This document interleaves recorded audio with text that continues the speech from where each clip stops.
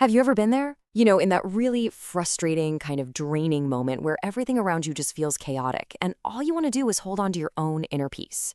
It's a huge challenge, right? Especially when you're trying to grow and stay centered. So, how in the world do you keep your vibe high when someone else's is, well, not? Let's get into it. This is the big question, isn't it? This really gets to the heart of what we're talking about today.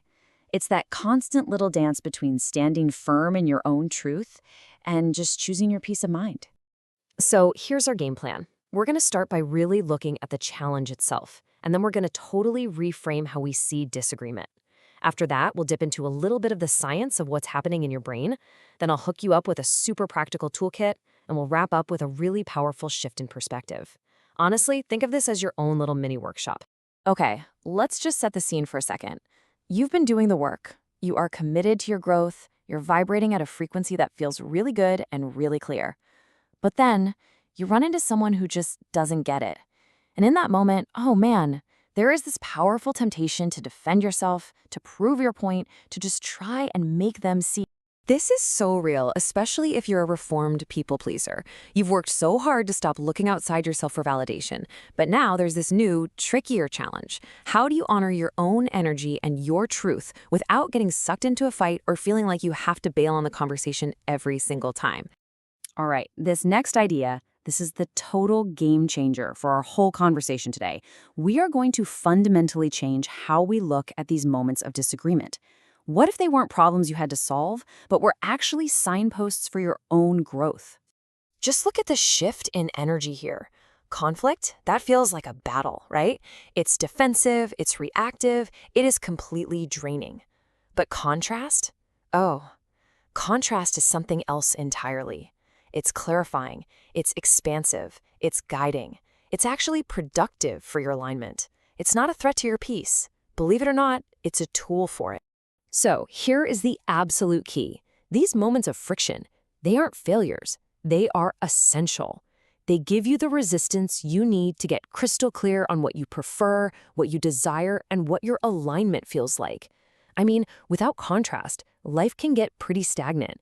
These moments are the very formula for your expansion. Okay, so we've got this really powerful spiritual concept, but why does it still feel so intense when it's happening? Let's connect this to some really simple science, because there's a very real biological reason these interactions can feel like a 5-alarm fire going off in your nervous system. You ever feel that knee-jerk defensiveness, that sudden rush where you just want to fight for your point or just get out of there? That's your amygdala, the ancient lizard brain part of you taking the wheel. It sees a difference of opinion as a threat, and it floods your system with stress hormones. It's not a personal failing, it's a biological pattern. It was designed for survival, not for having nuanced spiritual conversations. And this right here shows us the way out. The moment you feel that trigger, that heat rising, you have a choice. Just take one conscious, deep breath. That simple action tells your body it's safe. It calms down the amygdala, and it lets your prefrontal cortex, your center for reason and higher thought, come back online. This isn't weakness. This is a neurological flex. So now we get the reframe and we get the science. Let's get practical.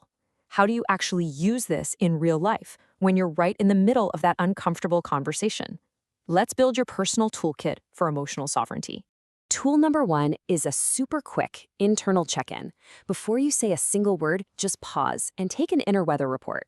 Is the energy of this interaction clear, like a sunny day? Is it a little cloudy? Or is it a full-on thunderstorm? This simple check helps you figure out what the moment is really asking of you. Is this a time to express your truth, or is it a time to just quietly align with your own peace?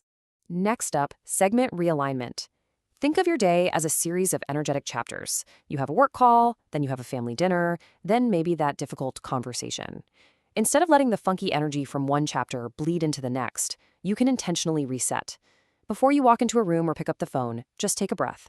Set an intention for the frequency you want to hold. This stops you from carrying that residual static into a brand new moment. Okay, this one is your emergency brake for those triggered moments. It's so simple and it's immediate. First, just breathe.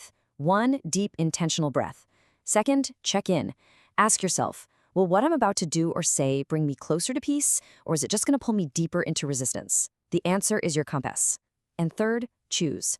Respond from your calm center, not from that reactive trigger. Sometimes the real alignment happens after the moment has already passed. Journaling isn't about replaying what went wrong over and over. It's about connecting with your wiser self to actually integrate the lesson. Asking a question like, what would my higher self say here? That elevates your perspective instantly.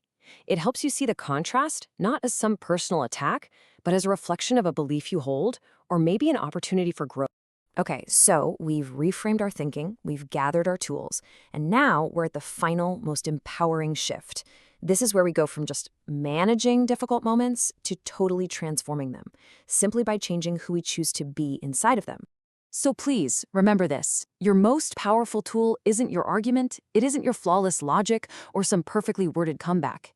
It's your presence. Your job is not to convince anyone or to fix their energy. Your only job is to hold your own, to be the steady, calm, unwavering light in the room. This captures it perfectly. When you are so solid in your own alignment, you won't feel threatened by someone else's chaos. Your peace actually becomes the most dominant, stable frequency in the space. And you'll be amazed how often the static around you just begins to fade on its own. Not because you forced it to, but because your centered energy created a new possibility for calm to exist. And really, it all comes down to this. This is your ultimate permission slip. Your peace is an inside job. It does not depend on validation or agreement from anyone else. It is yours to cultivate, and it is yours to keep. Let's just end with that thought. What if true power isn't about winning an argument, but about embodying a state of being so peaceful that arguments just become irrelevant? What if your calm was the most influential thing you could bring to any interaction? Now that is a power worth cultivating.